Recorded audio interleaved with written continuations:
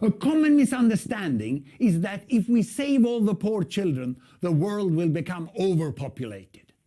This may sound logical, but it's wrong. It's the other way around. Saving the poor children's lives is required to end population growth.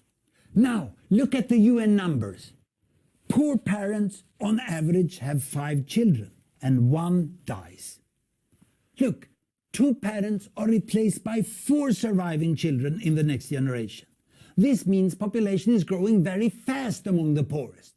This is the average family in the worst of places like Congo and Afghanistan. Today, where child mortality is highest, that's where population is growing faster than anywhere else. How many people live like this? There are 7 billion people in the world. 1 block, 1 billion. The poorest 2 billion, they live like this. The other 5 billion, they have this average family. 2 parents having 2 children, and there are few child deaths. This is the majority of the world population, not only Europe and the US, it's throughout religions and cultures. China, Iran, Mexico, large cities in Africa.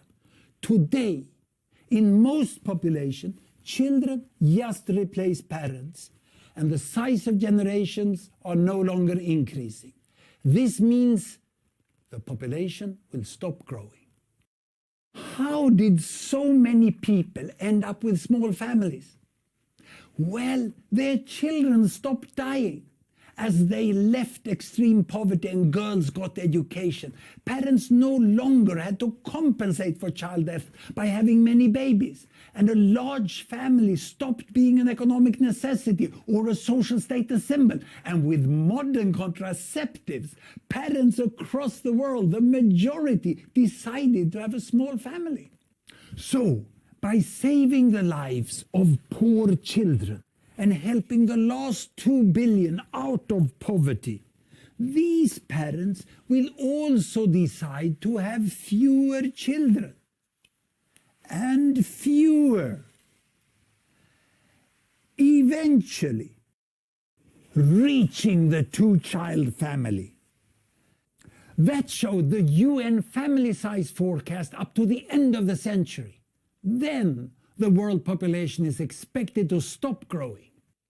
Before it stops, another 4 billion people will be added to the world population. 4 billion more. That's a lot of people. But the longer poor children keeps dying and this change is delayed, the more billions will be added. So, ending population growth starts by saving the poorest children.